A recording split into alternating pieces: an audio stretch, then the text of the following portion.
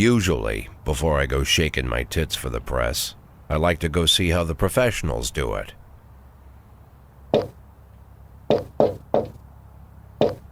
Some might say the chief of police has no business in an institution like this, but in fact it's the quietest and safest place in town. You won't run into any reporters, nobody gets into any fights, nobody drinks too much, nobody even raises their voice. The place is owned by an elderly gentleman who knows how to keep things under control. That's why I never invite my friends here. I wanted to make an exception for my 60th birthday, but most of my colleagues are young enough to be my sons, and they'd rather just hire prostitutes. Why stare at some boobs when you can take the whole package for yourself? But there's none of that in our club. Even looking too long is considered indecent. You can get an occasional glimpse, like by accident. The rest of the time you just pretend that you're immersed in conversation, or just come by for a drink. Doesn't mean these gentlemen wouldn't want their bald heads smothered in tits. It's just that nobody says it out loud. My younger colleagues might call it hypocrisy, but I call it the good old-fashioned manners.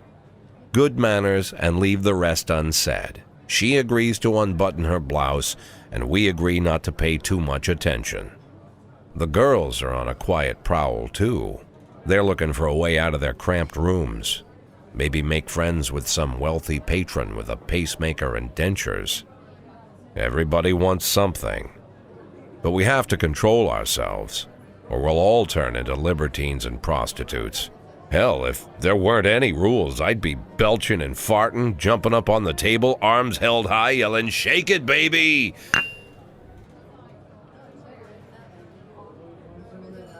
No idea how I got so barbaric.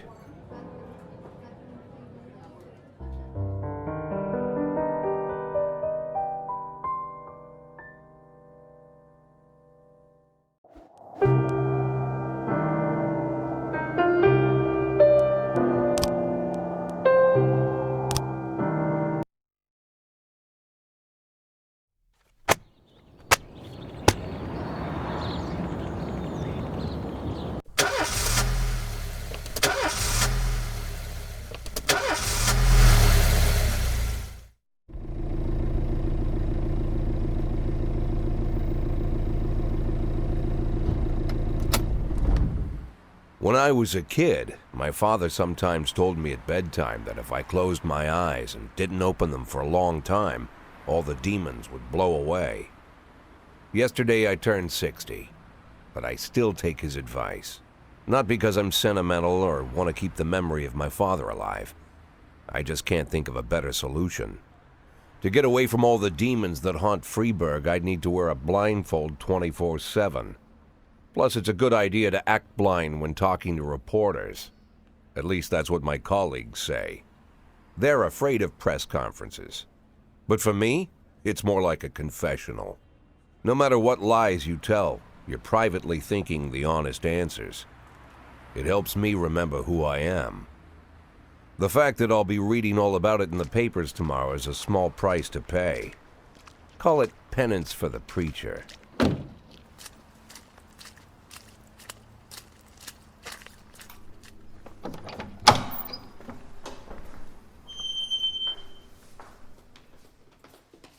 This is the first time I'm afraid of those answers my mind has given me. Not because I'm mad I'm losing my job. Though it's true, I'm mad as hell. Not because I subconsciously blame everyone else. Though I damn sure do blame them. And don't even ask me what my next move is. I can't imagine. But even that doesn't scare me. The worst thing is, I know I'm gonna have to do something. And I'll be damned if I know how far I'll go. I may have a lot of vices, but predictability isn't one of them.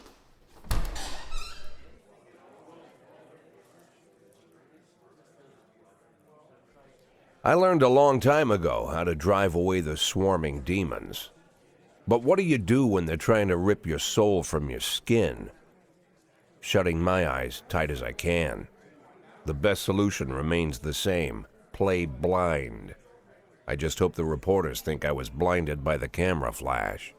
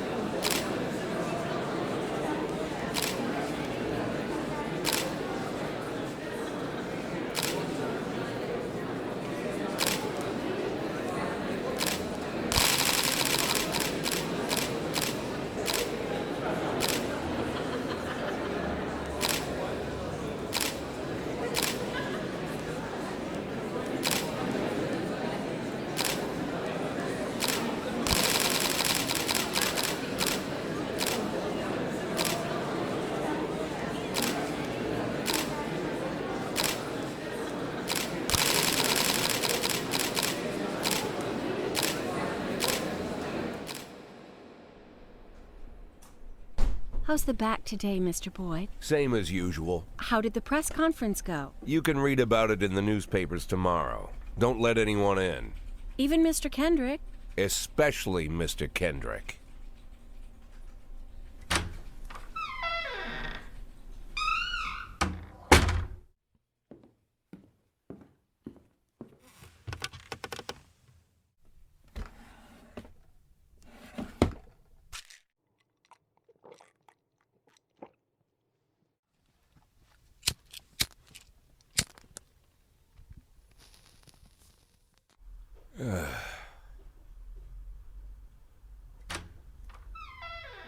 As soon as I heard the door creak, I knew what face I'd see. When I tell Emma not to let anyone in, there's only one man it could be. Rude, arrogant, no warning. That's Mayor Rogers in a nutshell. White summer shoes, white socks, white shorts, white polo shirt, and the white smile of a hungry shark. Mayor Rogers enters every room like he owns the place. Even the floorboards under his feet sound like they're creaking an apology. He never shied away from the odd corruption scheme. It's like the devil walks behind him. In the movies, the villains controlling the city play golf with the judges. Rogers plays tennis with them instead. That's about the only difference. Jack, I was hoping to catch you after the press conference. You ran away so quick. There's no smoking at City Hall. No reason for me to hang around. Well, this morning I signed a ban on smoking in all public buildings. Soon you won't be able to smoke here either. Soon enough I won't be here at all. That's what I wanted to talk to you about. The people of this city like you, Jack. The police chief of all people. Don't betray that, Jack. Don't get wrapped up in any schemes. Sit nice and quiet for the next 180 days, and you'll be remembered as a hero. That's the only thing that you still have left. Be the hero. Then how am I supposed to scrape together a retirement fund? You had a million chances to secure a luxury pension, one that even I would have envied, although I've never set aside any money for myself. I'm not planning to retire anytime soon.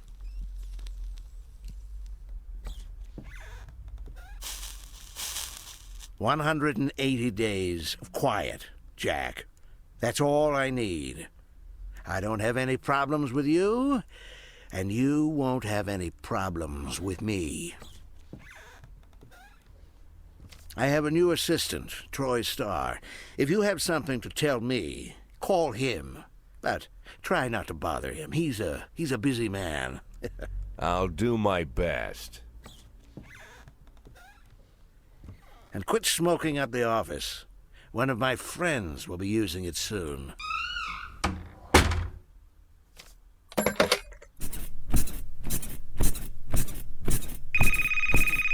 Oh. I'm sorry, babe. Only the mayor has this number. Mr. Mayor? Yeah, is this Troy Star? Yes? Go fuck yourself, Troy Star.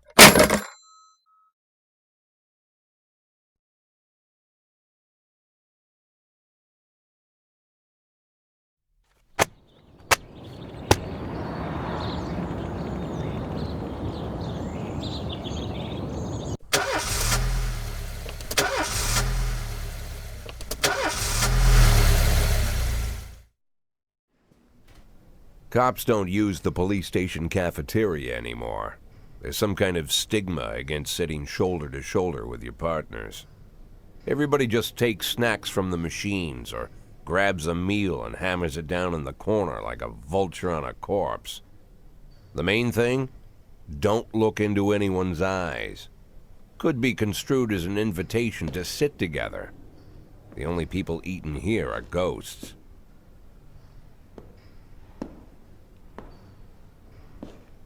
My deputy, Francis Kendrick. He recently became one of those ghosts. The subject of one of the most devastating corruption scandals in the history of Freeburg. No evidence to support the accusations, but everyone knows Kendrick's days are numbered. I need that file I asked for. Needs to be ready tonight. Francis didn't say anything, but I understood. Ghosts aren't supposed to talk. Besides, I got a feeling he was already finished.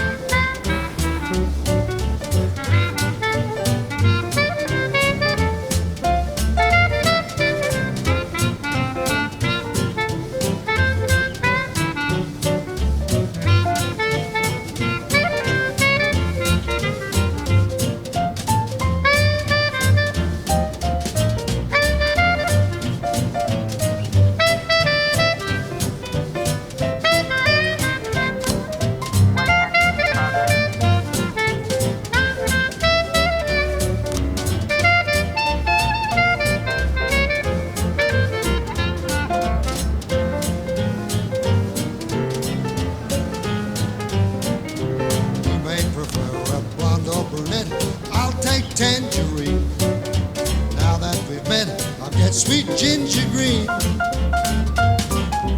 lettuce for danger, so I'm told. I know just what they mean. Gotta be bold to hold sweet ginger green. She's sweeter than Sue and Georgia Brown. Beats Lulu too when she's back in town. Now she can shimmy like Sister Kate. She's a dancing queen. Head for a cue, swing sweet ginger green.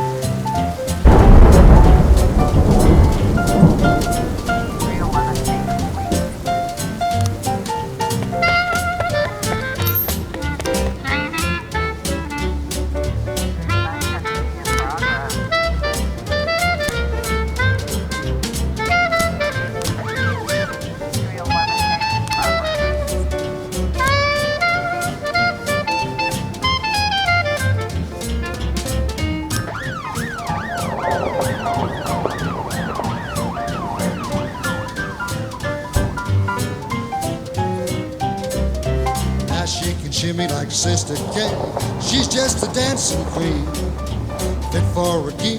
Swing, sweet ginger, swing, sweet ginger green.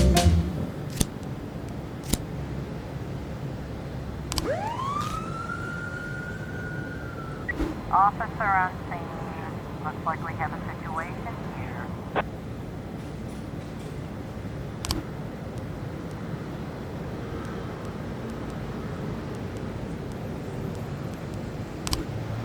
Nine custody complete.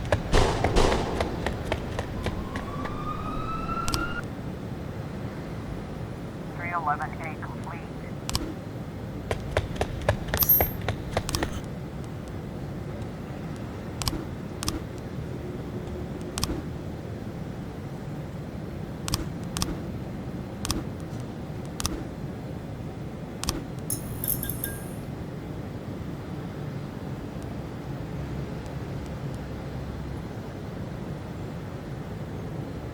Four 12A.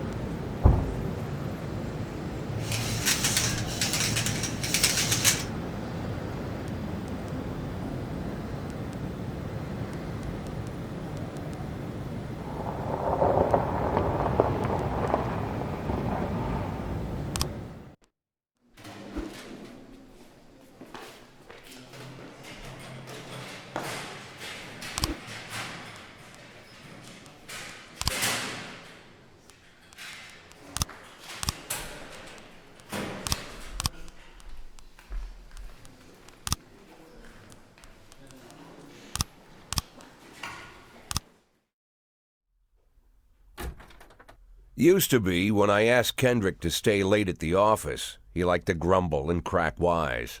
Nowadays, he doesn't have the strength for it.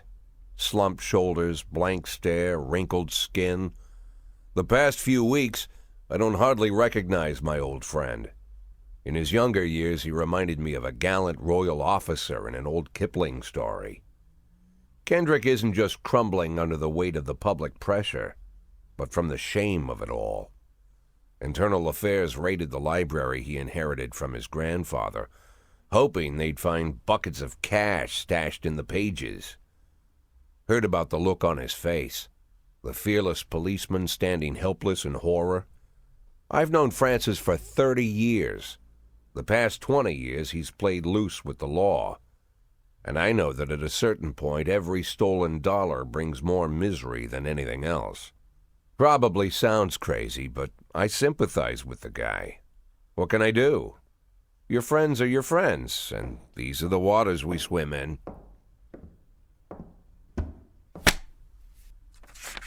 Called all of the people on that list today. Now they know you're in business, so you could get a call from any of them. You don't need to worry about any of them. I've cleared them all. And what kind of business are we talking here? It's nothing too serious, just like you asked. Should be just a few small favors. Payments will vary depending on the situation and who you're dealing with. How much are you looking to earn? $500,000. $500,000? Why not a whole million? Because everybody wants to take $1 million. Figured I'd try something different. $500,000 in 180 days? Well, you could earn it all above board if you netted all the big fish and hit all your bonuses. Never knew you for a fisherman. Well, you never got into my business, and I'm not trying to get into yours. But be careful about bringing in any other cops. Sooner or later, they'll put the finger on you. And one more thing, Jack. I remember what you said, but I should probably add one more name to that list. Christopher Sand. Sand. Christopher G. Sand. Everyone knows the name, but few could tell you who he is. The old man stays away from the spotlight. Always wears old-fashioned jeans and knitted sweaters. Gives to charity. Rarely attends social events. An avid hunter, I hear. Even dabbles in poetry. You'd never guess he's the head of the oldest and most powerful gang in the city. Goes back as far as his great-grandfather. And Sand is strict about following the old rules. He rarely involves himself in commonplace murders and robberies. Hardly needs to intimidate anyone to get his point across. The people who work for him each have their sphere. They provide protection where needed, even work with the authorities when they want to make a deal. Meanwhile, Sand pulls the strings without getting his hands dirty. People sometimes mistake his quiet approach. A couple years ago, an arms dealer decided to expand its business without asking permission, and his whole family paid the price. In 4 weeks, Sand killed 31 people. Old men, women, even a few teenagers. And Sand's people made sure every paper reported it. Frank, I don't want to hear you say that name again. Jack, please, listen to me. I'm in with these guys. We agreed, Frank. That's not the kind of business I'm into. I don't go there. Never have, never will.